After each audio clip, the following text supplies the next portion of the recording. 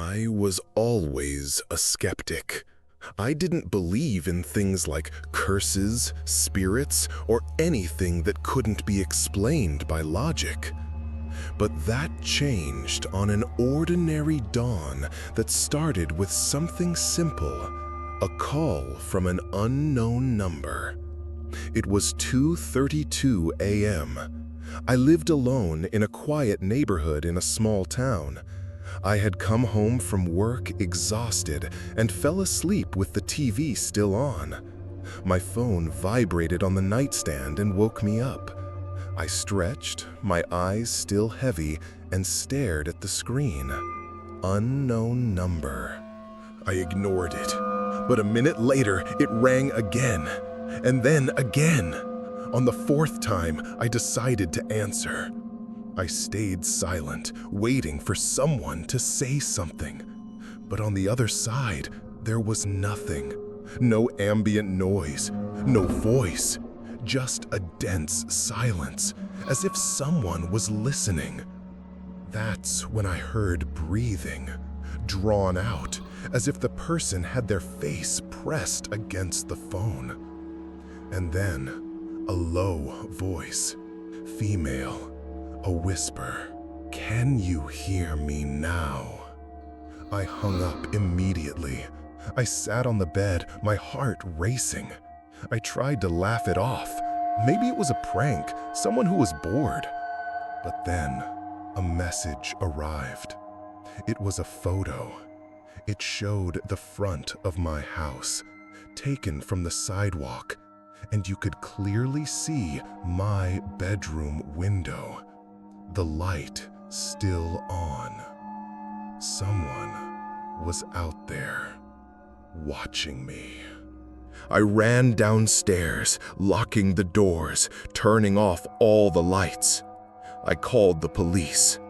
When they arrived 15 minutes later, they did a patrol. Nothing. No footprints, no suspicious movement. But I asked them to check my neighbor's security cameras. The recording showed what I feared most. A woman standing in front of my house. She wore a light dress, long hair covering her face. She didn't move, didn't walk. She just stood there for over 40 minutes, just standing, staring at my window.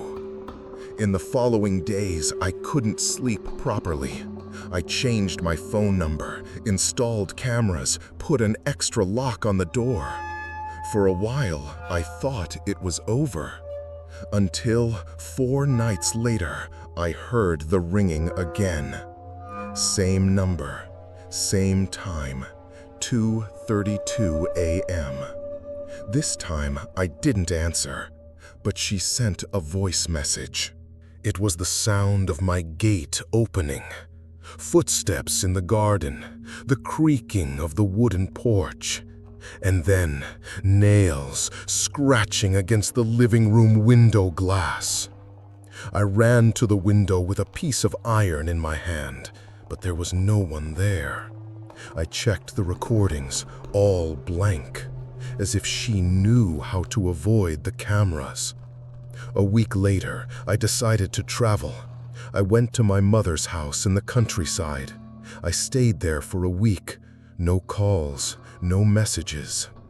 I started to think that maybe it was connected to my house, that maybe the house was the problem.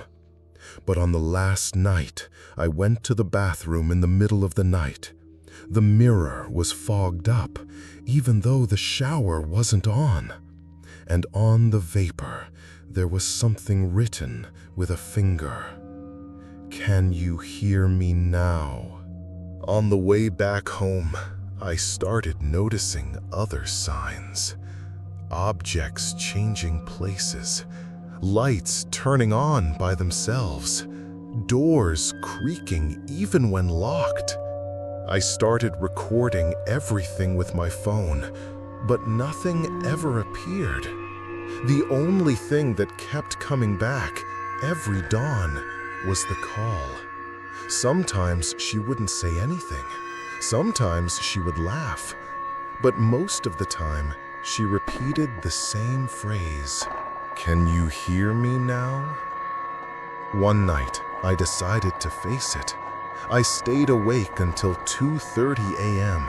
with my phone in hand, recording.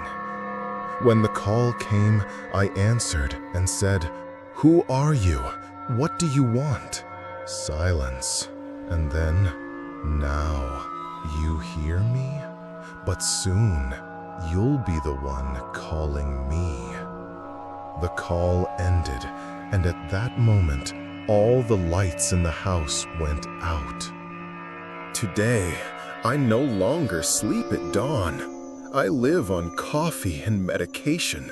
I moved to a different city, sold the house, changed the SIM card, the device, everything.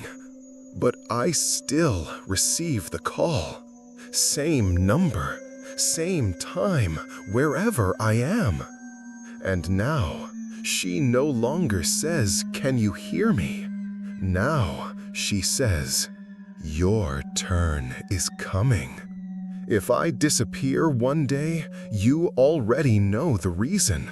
And if someday you receive a call at 2:32 a.m., don't answer, don't speak, and for the love of God, don't respond.